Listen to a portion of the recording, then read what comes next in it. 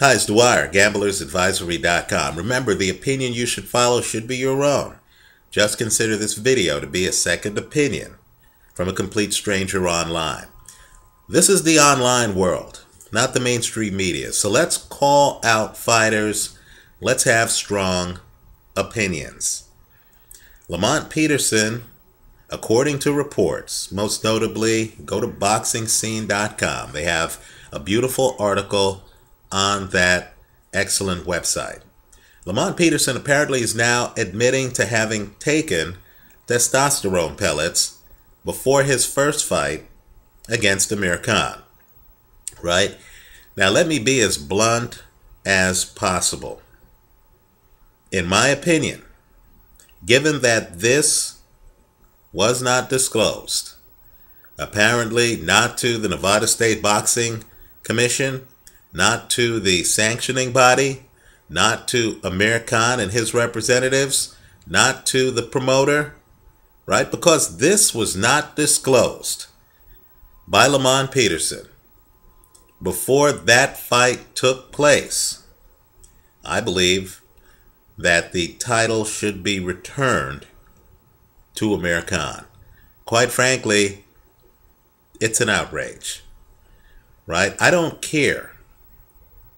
I honestly don't care whether some doctor, someplace, gave Lamont Peterson a prescription for testosterone, right? I really don't care. Nor am I interested in hearing long-winded explanations from lay people, right? You know, boxing trainers, members of the boxer's posse, members of the boxer's publicist team, the boxer himself.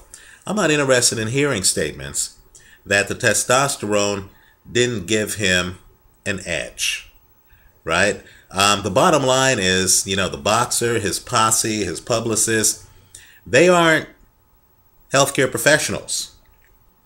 Not only that, we know from just common sense that steroids raise testosterone in the body, and that excessive testosterone, right, especially artificial testosterone, increases an athlete's performance. It literally is performance enhancing, right? Let me also say too that the time to disclose that you have a medical condition that requires you to take synthetic testosterone is before the fight. The minute, you know, boxing needs a rule. I'm all for medical privacy, but I'm also for fighter safety. And boxing needs a rule that would allow Amir, before he gets in the ring, to know whether or not his opponent is on testosterone pellet therapy or has taken synthetic testosterone. Right? Let me also point out, too, that there are reports in boxing chat rooms that some doctor out there somehow told Lamont Peterson that this soy-based testosterone would not lead to a positive test. You know what? That's between Lamont Peterson and his doctor, right? That really has no relevance with regard to whether or not Peterson actually ingested the synthetic testosterone, right? What should disqualify him shouldn't be intent, his intent, because that's too nebulous to police, right? Any fighter can say, hey, I didn't intend to take whatever the banned substance is, right? Peterson's intent should not be relevant. What should be relevant is whether or not Peterson actually took the testosterone pellets. And here we actually have the admission from the fighter himself. Let me also make another point. Fight fans should not assume that when a fighter agrees to a drug testing regimen, that fighter fully understands the consequences.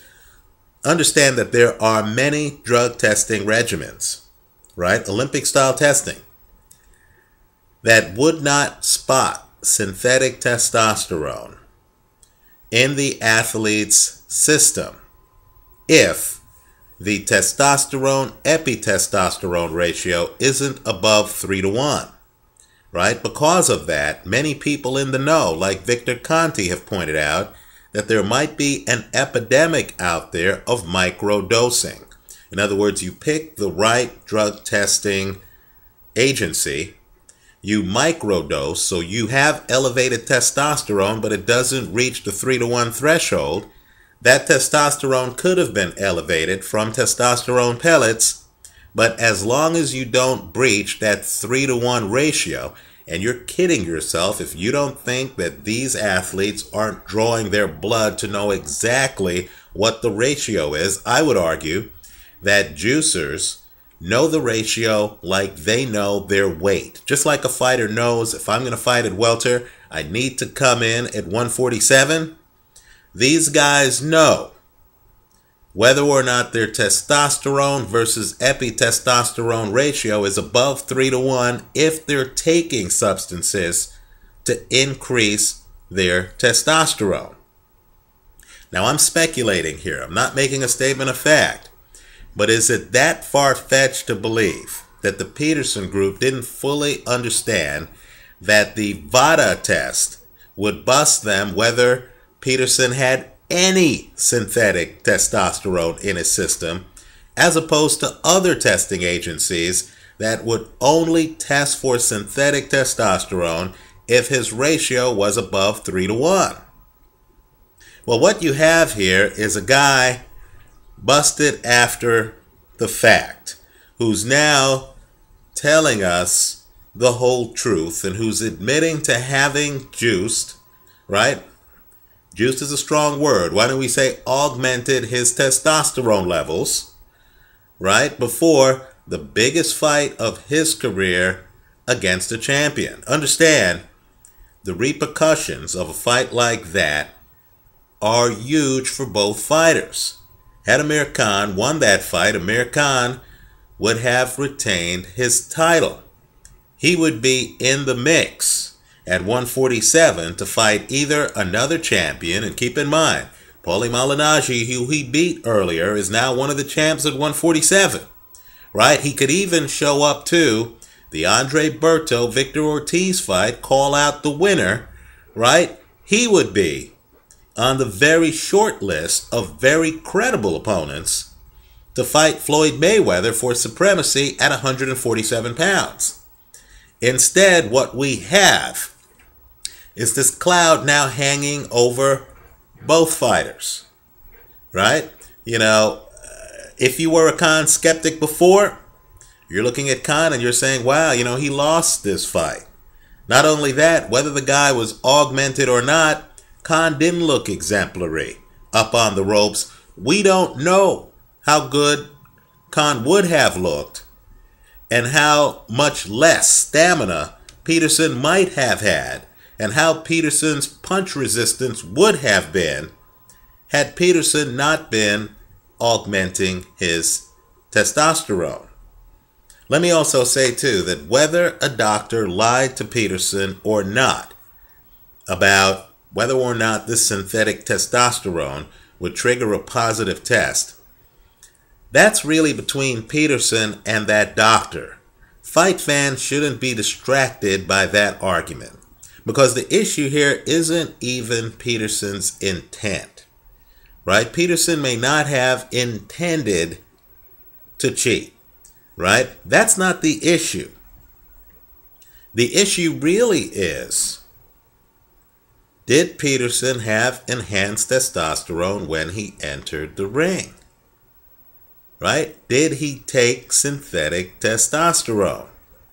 Right? The standard can't be Peterson's awareness of the rules or Peterson's intent.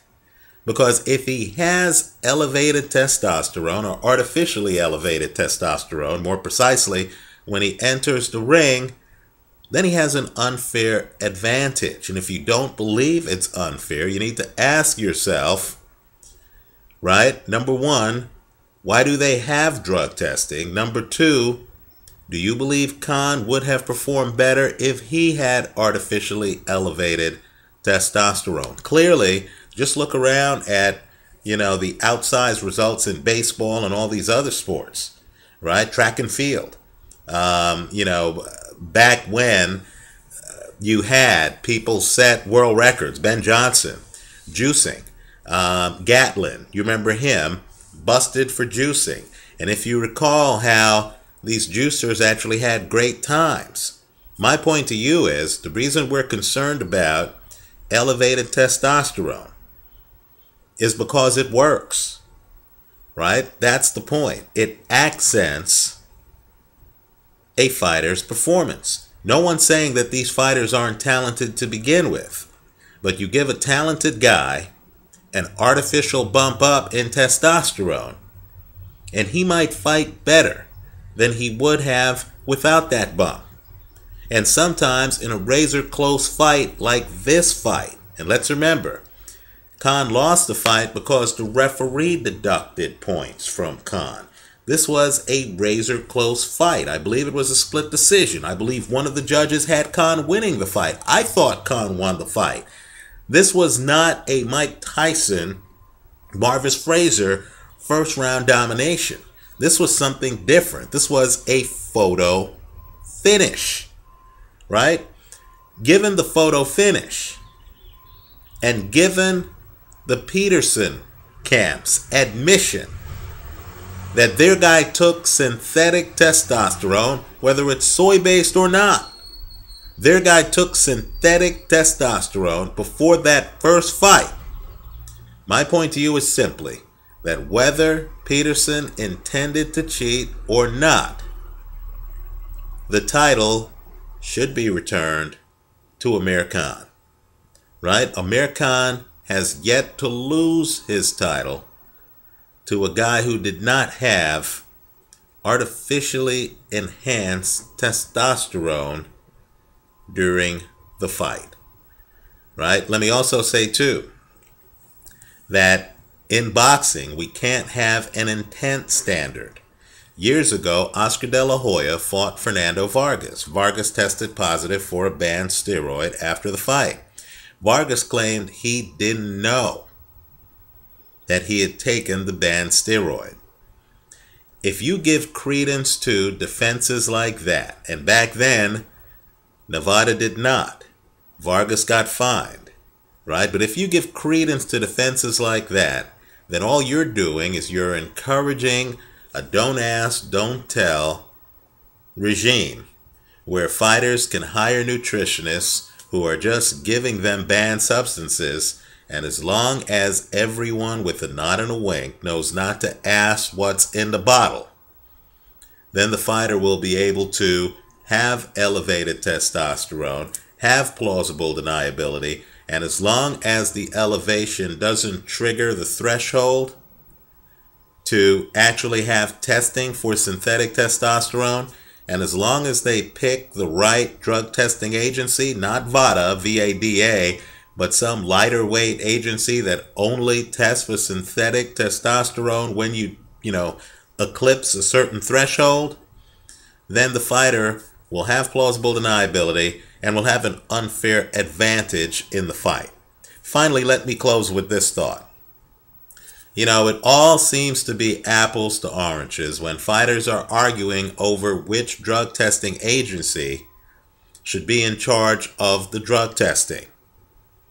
Clearly, the issue is a major issue, not a minor one, because what we've learned from this Peterson situation is that certain drug testing agencies will detect the presence of synthetic testosterone where others would not, right? Had Peterson gone with a different drug testing agency, that drug testing agency might not have even tested for synthetic testosterone if Peterson's testosterone, epitestosterone ratios were within a certain range, right? Unfortunately for Peterson, someone in his camp made the mistake of agreeing to VADA Let me also point out that clearly before the fight, both Peterson and Khan, right, for this rematch, both Peterson and Khan understood the significance of the drug issue because they both agreed to the drug testing protocol. Let me know what you think. Leave your comments for me here online. Visit us at gamblersadvisory.com and at theboxinggame.blogspot.com. Thanks for watching.